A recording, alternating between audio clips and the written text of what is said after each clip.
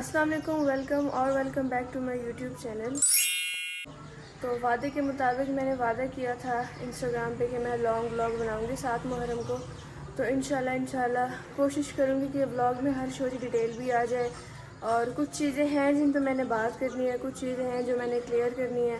अब जिसके दिमाग में वो बात चली गई तो ठीक है, जिसने नहीं समझना वो 1400 साल से भी नहीं समझ रहे, और वो अब मेरी 5 मिनट की बात से 10 मिनट की बात से वो कैसे समझे। खैर, जिसके दिमाग में अल्लाह ने डालना होगा, मौला ने डालना होगा, वो डाल देंगे। जिसने समझना है वो समझ जाएगा, जिसने नहीं समझना वो नहीं समझेगा। कोई मसला नहीं, जो जैसे है वैसे ही रहे। खैर, लेकिन मैंने एज अ मोमेंट जो मेरी ड्यूटी है मैं वो करूँगी, जो मेरा फ़र्ज़ बनता है मैं वो करूँगी।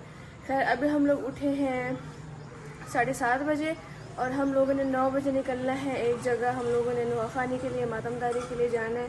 तो नाश्ता करते हैं और उसके बाद रवाना होते हैं। मैंने हिजाब कर लिया, बस चादर पहननी है। आपको बताया चला भी हिजाब कर लिया। आप निम्रा ने चादर पहन ली है, बस अभी हम लोग निकलने लगेंगे। यही वाली चादर पहनी है, गाड़ी में ही बैठते हैं, सीधा दरवाजे को उतरना है।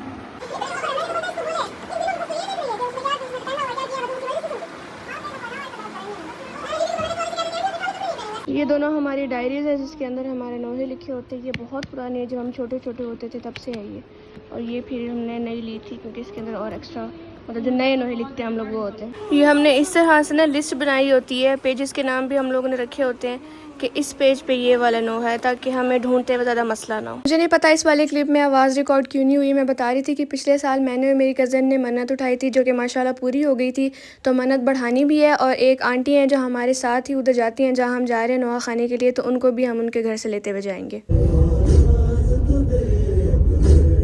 हम लोगों ने जहाँ पहुँचना था हम लोग पहुँच गए। अभी मजलिस होगी, मजलिस के बाद नवा खाने और मातमदारी होगी, उसके बाद मैं दिखाऊंगी सारा कुछ।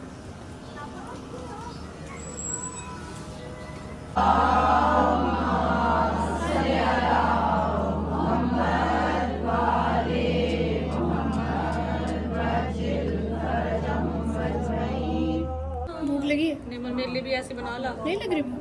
मैंने जैसे कैमरा बाहर निकाला बिजली चली गई। अच्छा, मजलिस हो गई है, नवा खाने मातमदारी भी हो गई अल्हम्दुलिल्लाह। अभी हम लोग जा रहे हैं अपने घर, क्योंकि अपने घर जाके भी बहुत सारे काम है। अभी हमने मेहंदी बनानी है, सेज बनानी है, ज़रात बनानी है, बहुत काम है। और मेरे अपने घर मजलिस है, ज़ाहिरी बात है। उसके बाद हमने इमाम बार का भी जाना है, वहाँ भी मातमदारी और नवा खानी होगी। आज बहुत काम है और टाइम मैनेजमेंट नहीं हो रही। मैं अभी घर जाके आपको सारी डिटेल बताऊँगी कि जो मेहंदी बनाई जाती है और जो चूड़ियाँ होती हैं उसका क्या मतलब उसकी क्या वजह है, और अगर आपने शादी के लिए मन्नत उठानी है, लड़की के लिए उठानी है, लड़के के लिए उठानी है, उसका क्या प्रोसेस है, वो भी मैं सारा बताऊँगी। हम लोग घर आ गए थे और मैंने थोड़ी सी रेस्ट की है। पता नहीं मेरा गला क्यों बैठ रहा है। अब मैं थोड़ा सा सो के उठी हूँ।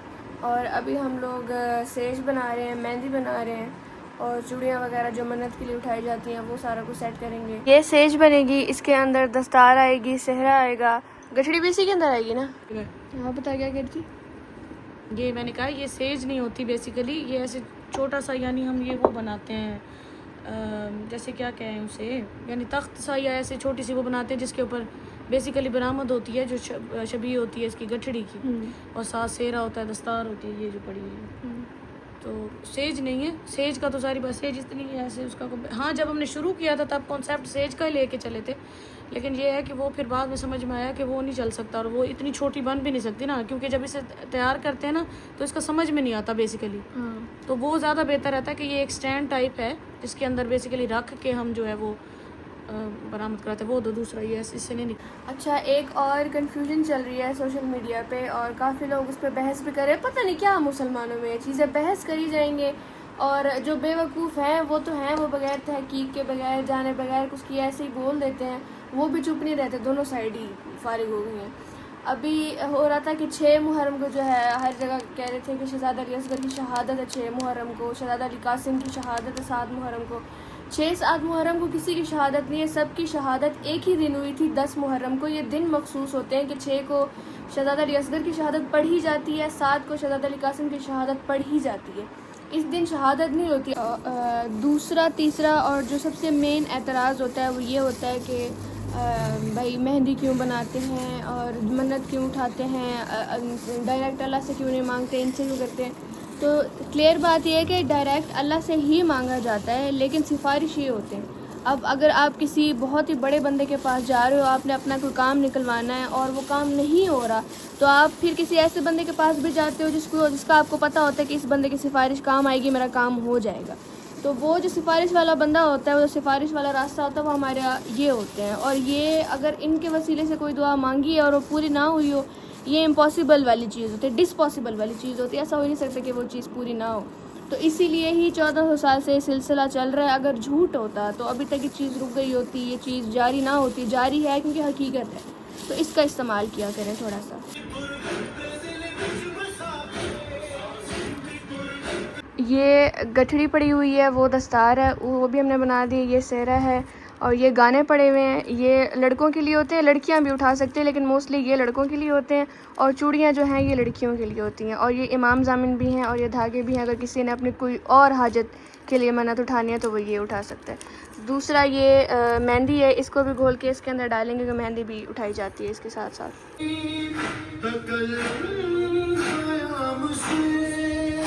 अच्छा, मैं आपको मन्नत के बारे में थोड़ा सा बता देती हूँ। जो आपने शादी के लिए उठानी होती है, आप अपने लिए भी उठा सकते हो, अपने भाई के लिए, बहन के लिए, दोस्त के लिए, किसी के लिए भी। तो 7 मुहर्रम का दिन स्पेसिफिक होता है शादी की मन्नत उठाने के लिए, क्योंकि इस दिन मेहंदी निकलती है। और एक होता है, बाकी सारे इलाकों का डिफरेंस होता है। कोई 8 को शहजादा अली अकबर की निकालता है दस्तार, कोई 9 को निकालता है। तो शहजादा अली अकबर के टाइम भी होती है, लेकिन ज़्यादातर 7 मुहर्रम को होती है शहजादा कासिम से। अब जो गाने होते हैं, गाने आप लड़की के लिए भी उठा सकते हो अगर चूड़ियाँ ख़त्म हो गई हैं बिलफर्ज, तो गाना आप लड़की के लिए भी उठा सकते हो, लेकिन गाना लड़के के लिए उठाया जाता है। आपने अपने भाई के लिए उठाना है तो आप गाना उठाओगे, साथ मेहंदी की छोटी छोटी ना वो पैकेट्स बने होते हैं, मेहंदी उठाओगे।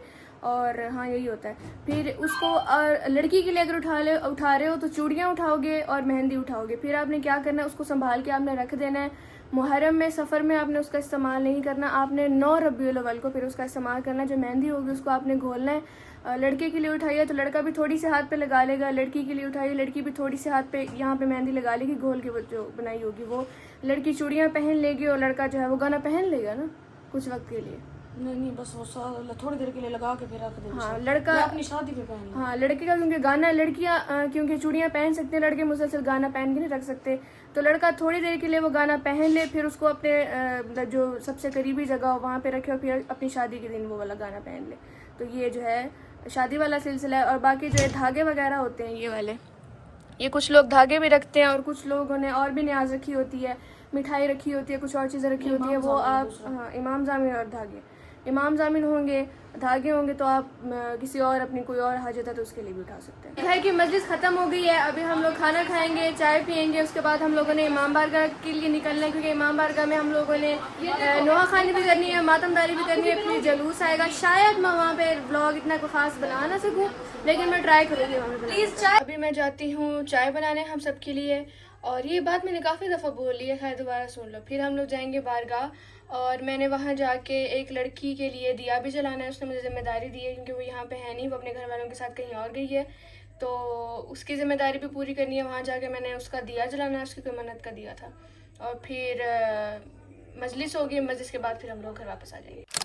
इसने भी ये वाली सिंपल चादर पहनी है, क्योंकि बहुत ज़्यादा गर्मी होगी, वो चादर संभाली भी नहीं जाएगी, पहनी भी नहीं जाएगी। और मातमदारी के दौरान भी फिर मुश्किल होती है। हाँ, मातम करते वक्त भी मसला होता है। और मैंने भी यही वाली ही चादर पहनी है, क्योंकि मसला होता है, जो पहनती होंगी ना चादर उनको पता होगा, मातमदारी में और इधर उधर होते हुए मसला होता है।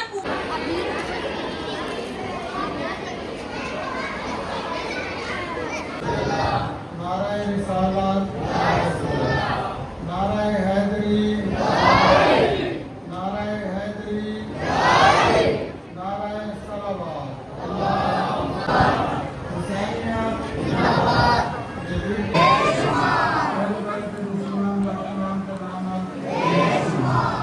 इमाम बारगाह से हम लोग वापस आ गए हैं।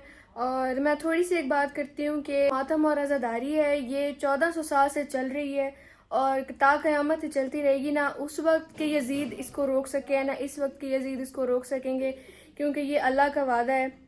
और जनाब ज़ैनब सलामुल्लाह अलैहा की हमें अमानत है, उनकी दुआ है। जो कहते हैं ना शियों को बद दुआ लगी हुई है, ये सिर्फ इनके अंदर की नफ़रत है, सिर्फ इनके अंदर की भड़ास है। इन्होंने कुछ ना कुछ करके बस कॉन्सेप्ट, इन्होंने बच्चों का ये करना है, नई नस्ल का ये करना है, बस शिया गलत है, शियों से नफरत करनी है, शियों का ये गलत है, शियों का वो गलत है। इस चीज़ में बच्चे पढ़ ही नहीं पाते और उनको पता ही नहीं चल पाता। खैर, ये मैं इस बहस में नहीं पढ़ना चाहती। जिसने यकीन करना है करे, नहीं करना ना करे।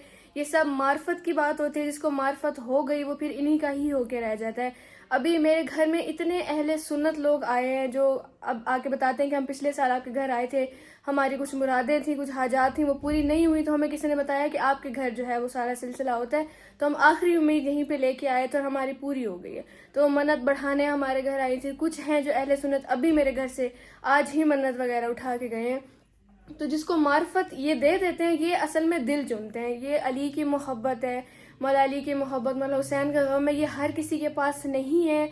ये बहुत चुन चुन के ना लोगों को मौला देते हैं, अल्लाह देते हैं। ऐसे किसी को भी फ्री में नहीं मिल जाता। ये दिल चुना जाता है, मार्फत देखी जाती है और देखा जाता है कि ये इंसान कितना चाह रहा है, कितने इसके दिल में तड़प है कि मैं देखूं कि मौला के साथ हुआ क्या, और ये कि मतलब जो ये सारी सिलसिले हैं, मन्नत कैसे पूरी हो जाती है, इनकी ही जो इनको मानने वाले हैं उनकी ही दुआएं कैसे पूरी हो जाती है, उनका जो सस्पेंस होता है ना वो उनको इस तरफ लगाता है। तो उनकी मार्फत मौला बढ़ा देते हैं, उनके दिल में अपना गम डाल देते हैं, तो वो फिर इन्हीं के ही होके रह जाते हैं।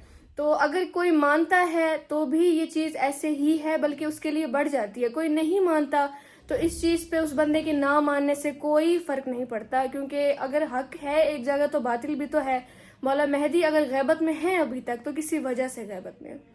जिसने मानना है 100 बिस्मिल्लाह, उसकी मार्फत मज़ीद बढ़ जाएगी। जिसने नहीं माना मत मानो, कोई मसला नहीं है। तो खैर, ये आज का व्लॉग था। मैंने कोशिश की है कि मैं हर चीज़ कवर कर सकूं, लेकिन यकीन करो हम लोग इतने बिजी होते हैं सुबह से लेकर रात तक, मुझे नहीं टाइम मिलता कि मैं सारा कुछ कवर कर सकूं।